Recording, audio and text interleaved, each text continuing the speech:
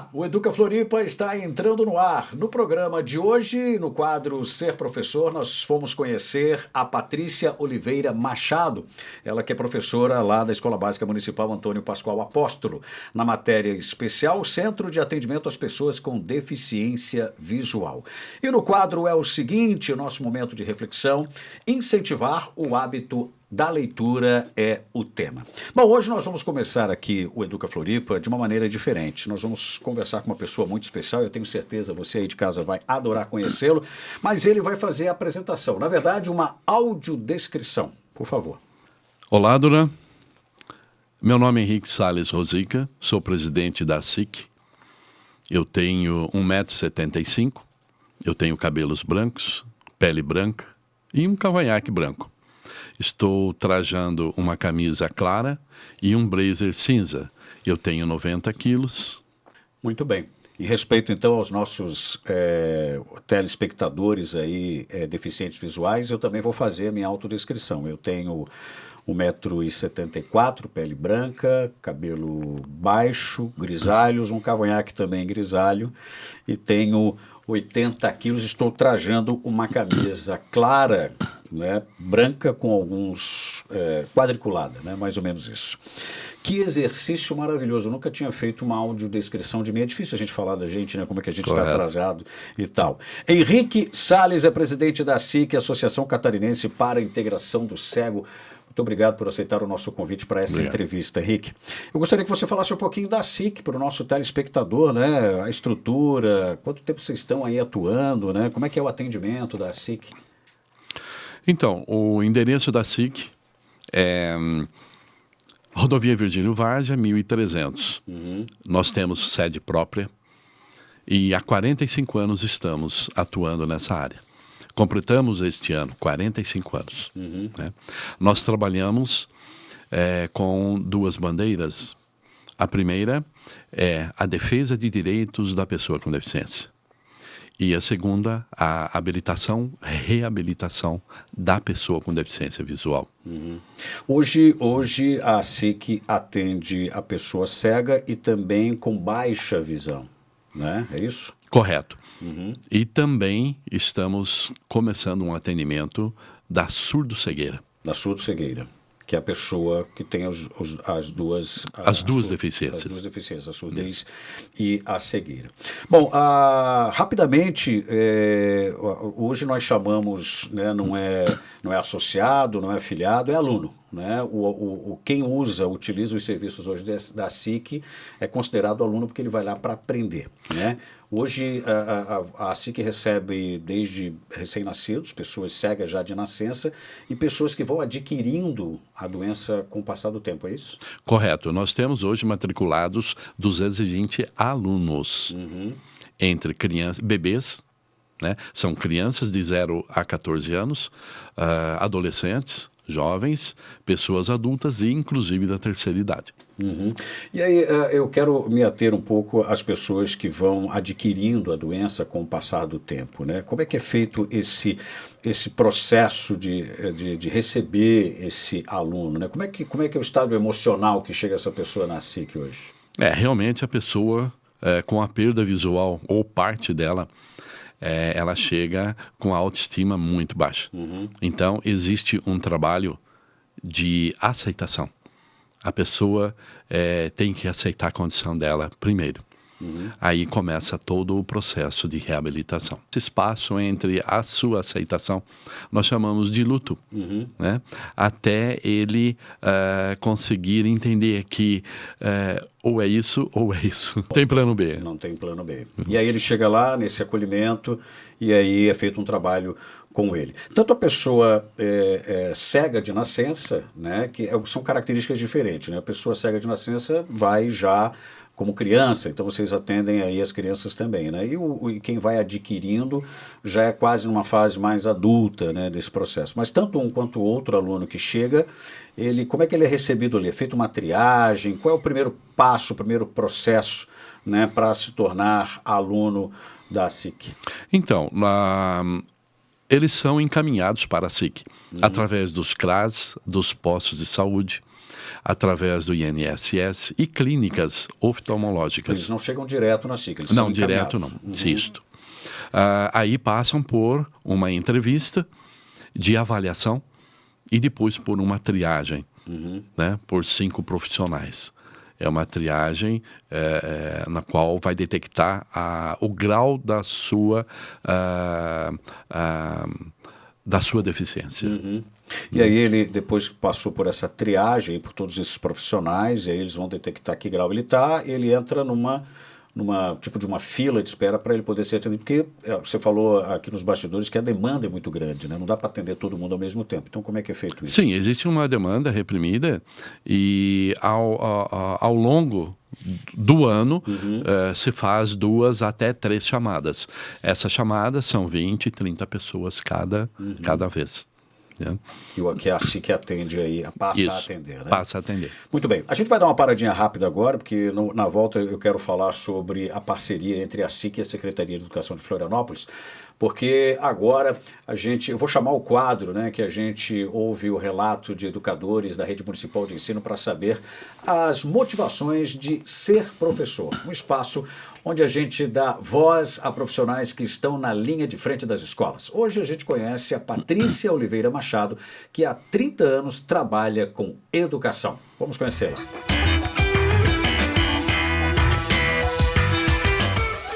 Ser professor é se reinventar todos os dias, porque só ensina quem aprende.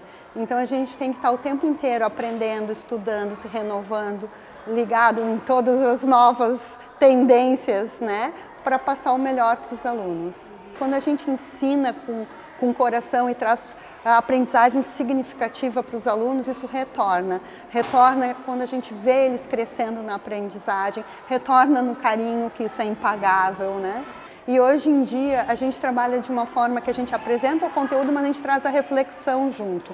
Então a gente ensina o aluno a pensar, não só a memorizar. O que me motiva a ser professora até hoje são os alunos, é saber que em cada um alguma sementinha vai ficar, né?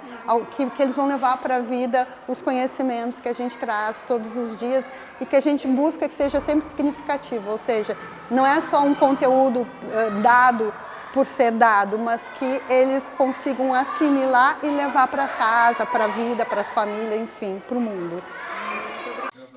Esse foi o nosso quadro Ser Professor aqui no Educa Floripa e hoje eu estou conversando com o Henrique Salles, que é presidente da ASIC.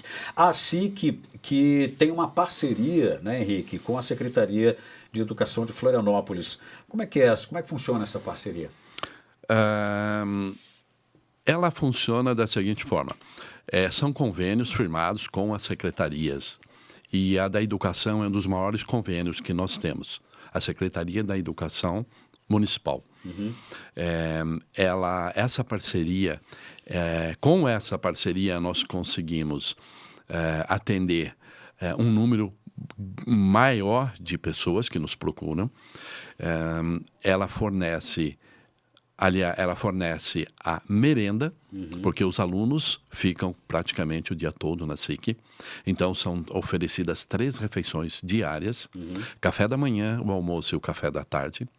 Ela também cede professores especializados na educação especial. Essa é a parceria. Já dura bastante tempo essa parceria? Já tem alguns anos. Mais de 15 anos já. Muito bem. E nessa atual gestão continua também, né? Correto. Bom, a SIC, ela trabalha em várias frentes, né? Ela trabalha na profissionalização, na habilitação, e agora há pouco o senhor falou sobre reabilitação, né? E eu gostaria de me concentrar um pouco nisso, nessa questão da reabilitação. Como é que funciona na prática a reabilitação dos alunos que chegam para a SIC? O início da reabilitação, o aluno tem aulas de orientação e mobilidade. Ele aprende a ser cego, utilizando a usar a bengala de cego. Entendi. Então, dessa forma, ele vai ter autonomia, né, para se locomover. Hoje temos alunos que 2, 3 meses de aula de mobilidade, ele sai da casa e vem para a SIC de ônibus sozinho, Só com a utilização dessa só técnica mesmo com essas técnicas, né? E da SIC para casa. Alguns já viajam sozinhos, vão aos shoppings, fazem suas compras, né? Essa é a independência, né? Ele aprende também a memorizar espaços que ele frequentemente passa, ou ele tem mais incentivado mais a descobrir novos espaços, novos caminhos? Como é que funciona isso? A pessoa, quando perde a visão, porque nós somos 80% visuais, praticamente desenvolve, não é que melhora, mas desenvolve outras habilidades, tá? E ele consegue, é automático isso, a fazer um mapa mental do trajeto, né, da sua casa, a sua rua e o trajeto até, por exemplo, uma padaria, um supermercado. Ele sabe que dando 20 passos ele pode virar à esquerda e entrar numa padaria. E a questão da mobilidade é uma das, vamos chamar de matérias nessa reabilitação. Uma das principais. Uma das principais. É para dar primeira autonomia. Primeira autonomia para ele. Esse Isso. é o objetivo principal ali. Correto. Bom, pegando esse gancho da reabilitação, com essa autonomia, né, que ele aprende a ter, ele consegue ousar um pouco mais, né? Ele consegue praticar um esporte, vocês incentivam também a questão do esporte, da cultura, do lazer, né, que é muito importante. Como é que funciona esse incentivo a esses 3 pilares aí? Então, o aluno também tem aulas ele aprende o básico no Braille, que é importante, né? Ele tem aulas de informática, aulas de arte, artesanato e alguns alunos se interessam muito pelo esporte. E o esporte é um dos itens que desenvolve muito mais rápido, né, nesse processo. Nós temos hoje medalhistas a nível nacional e também alguns já estão sendo preparados para o nacional. Né?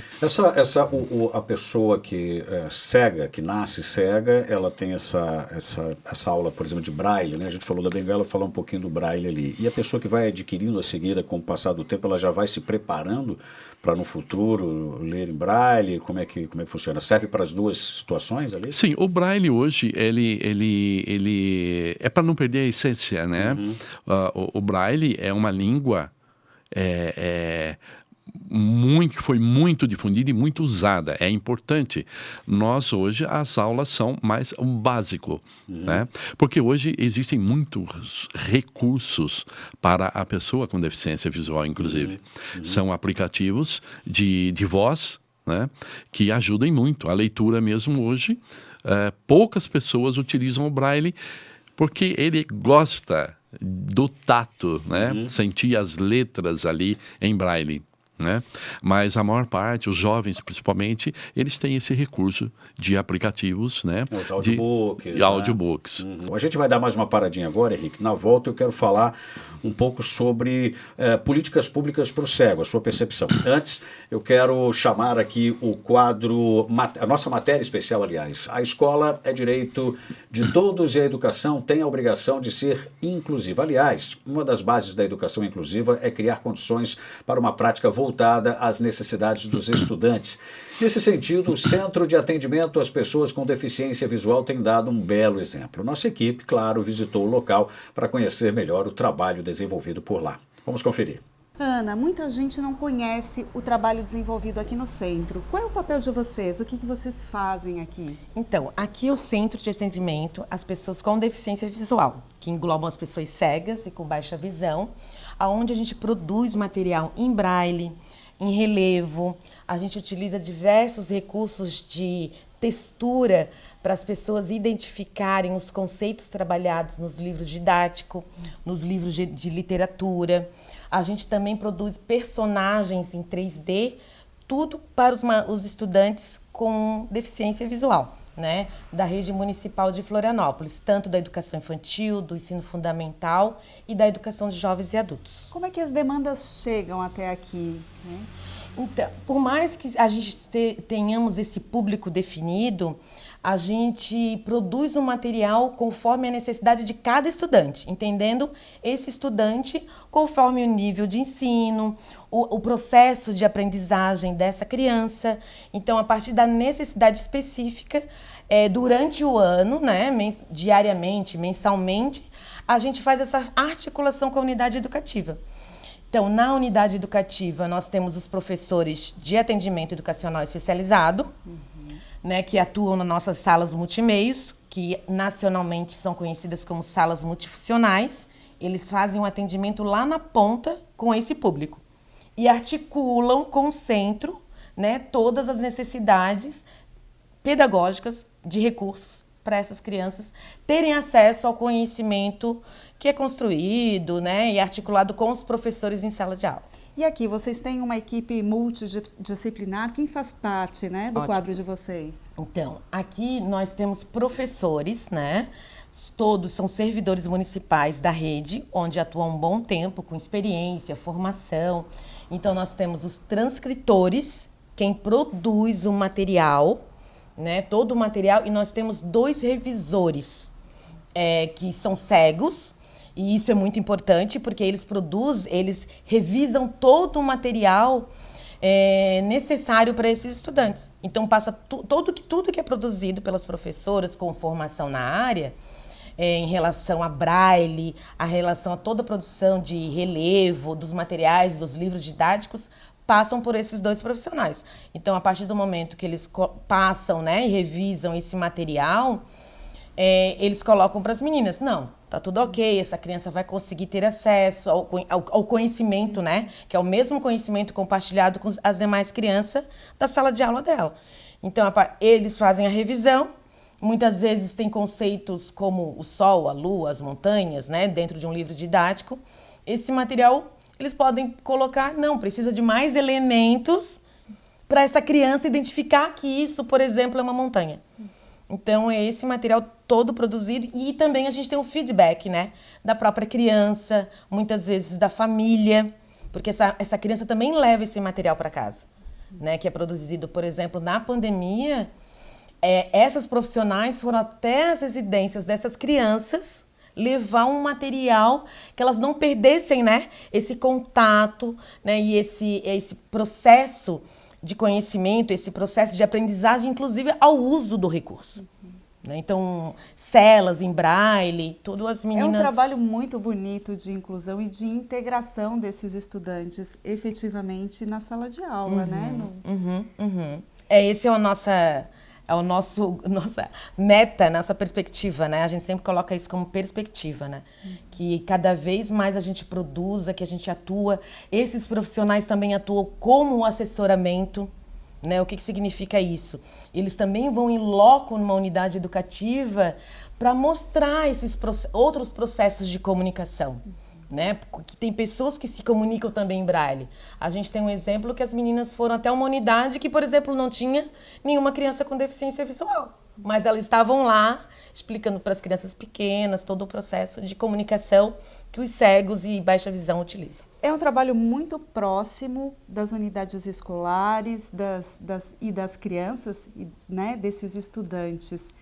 E o que você vê? Quanto tempo tu já está atuando nessa área? O que você viu de mudança com esse tipo de trabalho tão importante e tão inclusivo? Então, eu trabalho há 20 anos já, né? Há 20 anos eu atuo na educação especial. Então, eu já passei por um processo de trabalhar em instituição especializada, onde crianças permaneciam somente em escolas especiais. Então, a gente tem um processo político histórico aí no país que, desde que Florianópolis é referência, né, antes mesmo da política de educação especial na perspectiva da educação inclusiva de 2008, a rede municipal de Florianópolis, desde 2005, inclui crianças na sua rede. As crianças com deficiência visual mesmo, elas estão desde sempre nessa rede. Então, é uma rede que eu sempre acreditei muito, né? Uma rede que ela procura estar atuando. A gente faz muita formação com os professores em sala, né? Formações centralizadas, formações nas unidades educativas.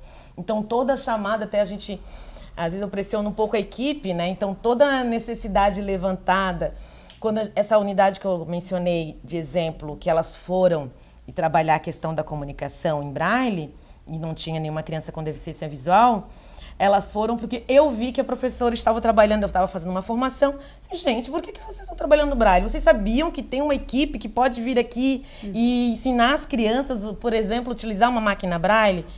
Hoje a gente tem libras nas unidades educativas onde não temos surdos.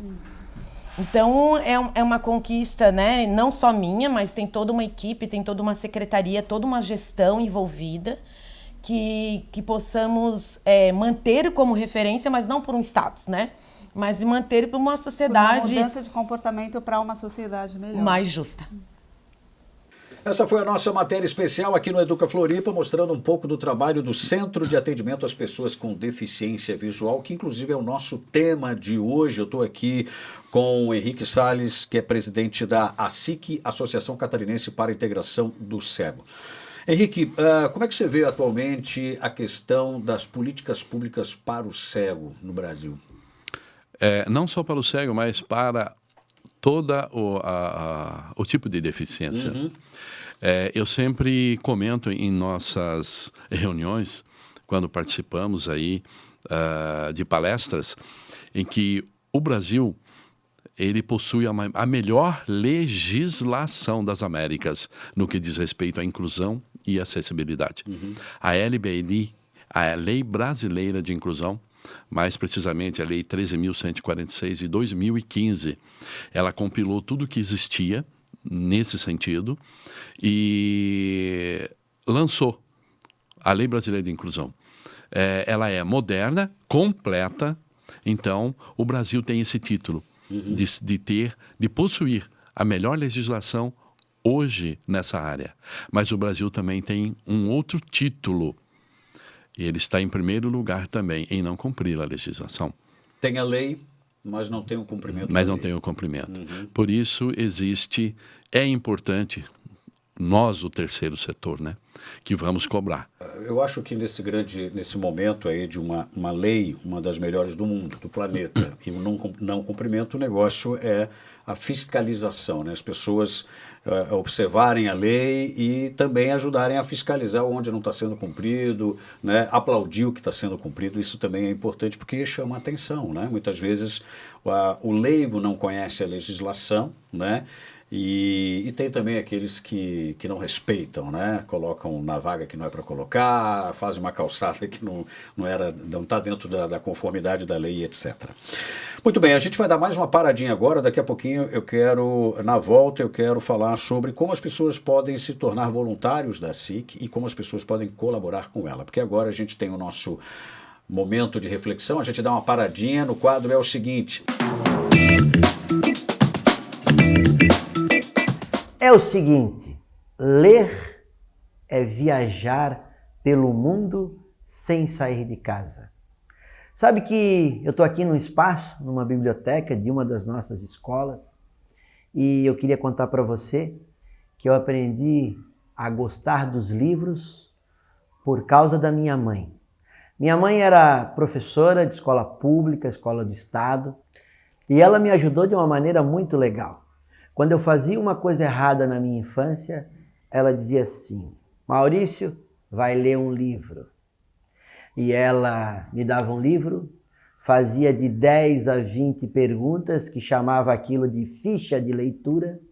Eu lia o livro, ela também já tinha lido o livro e eu tinha que responder as perguntas. E eu confesso que eu nunca lia, nunca gostava de ler. E a partir daquela estratégia da minha mãe, que a princípio era um castigo, mas ela fez do castigo uma coisa legal, uma coisa lúdica, eu aprendi a gostar dos livros. Conta a minha mãe que o primeiro livro que eu li, à noite eu disse para ela, mãe, sabe que esse negócio de ler é legal? Sabe que esse negócio de ler é legal? Quem não gosta de ler, começa lendo coisas simples, como as nossas revistas que estão por aí sendo distribuídas nas nossas escolas, nas nossas creches. Aqui nós temos a matéria, a primeira revista da nossa Escola do Futuro. Você vai ganhar 3 minutos da sua vida lendo a matéria, vai gostar da escola. A segunda revista é sobre Libras, sobre educação inclusiva da nossa rede. Você vai ganhar 5, 6 minutos lendo as matérias. Então você viu que eu até mudei, né? Você não vai perder tempo. Até porque a gente não deve perder tempo. Tempo é vida, quem perde tempo perde vida. A gente tem que ganhar tempo, logo ganhar vida. E ler faz bem. Ler a gente viaja o mundo inteiro sem sair de casa e a gente aprende demais. E eu quero olhar aqui para o meu amigo Paulo Freire, gosto dele. Tem uma frase brilhante que diz assim: a leitura do mundo precede a leitura da palavra. Isso tem tudo a ver com o que eu falo sempre do contexto. O contexto não pode ser um pretexto, mas o contexto bem explicado para os nossos estudantes, bem conversado com os nossos estudantes, não tenha dúvida, vai fazer com que o nosso estudante dê um mergulho profundo nas leituras, vai querer ler, porque você, professor, explica para ele a importância de ler, como ler é bom, como ler faz bem, como ler a gente aprende, e como ler é igual a tudo na vida, é a criação de um hábito. Quando você cria o hábito, você acaba fazendo com que a tua vida ela não consegue mais ter resultado, não consegue mais ter sentido se tu não continuares com esse hábito. Então o hábito da leitura faz com que a gente queira ler todos os dias. Então aproveite, você professor que está me vendo nesse vídeo de hoje, não é o seguinte de hoje, e pense em estratégias para que o nosso estudante possa cada vez mais ler. Ler dá repertório, ler melhora a escrita, ler melhora o argumento, ler melhora a vida, inclusive você vai enxergar a vida de uma outra forma. É o seguinte, a educação transforma. Um grande abraço e um beijo no coração. Esse foi o nosso momento de reflexão aqui no É o Seguinte. Bom, a gente já está no finalzinho aqui do Educa Floripa de hoje, falando com o presidente da SIC, o Henrique Salles. Bom, a SIC é uma instituição sem fins lucrativos, trabalha muito com voluntariado e com doações. Como é que eu faço para ser um voluntário? Que característica eu preciso ter para ser um voluntário da SIC? Duran, não precisa ser um profissional. Basta ter a vontade de colaborar, de ajudar. E é um ato de nobreza, né? Você disponibilizar o tempo, o seu tempo e as suas habilidades, né? Para ajudar alguém. Nós recebemos ali telefonemas de pessoas que querem se voluntariar. Então, ele marca essa entrevista, vai até a SIC, preenche um formulário, ou então ele faz isso mesmo pelo site. Né? Ele tem contato ali pelo Face, pelo Instagram, né? A SIC. Pelas mídias sociais. Nas mídias SIC, sociais. Então pode ligar, pode entrar em contato no site, no Face e no Instagram da SIC.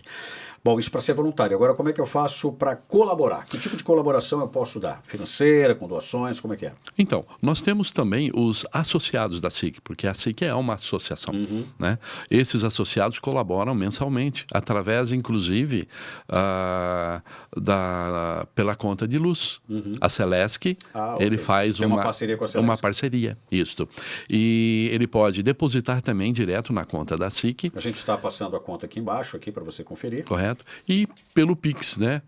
Logo vai ter aí todos esses dados, né? Aí para o telespectador que sentir à vontade, né? Sentiu no coração. Sentir no coração à vontade de colaborar com a SIC. Então, você pode colaborar via Pix, você pode colaborar através da sua conta de luz, enfim, você pode ter conta bancária também que você pode fazer uma doação. E para você que quer ser voluntário é só entrar em contato nos telefones, também nas mídias sociais aqui da SIC. Bom, estamos no finalzinho, presidente, já no nosso último minuto. Eu gostaria que o senhor deixasse uma mensagem para o pessoal de casa.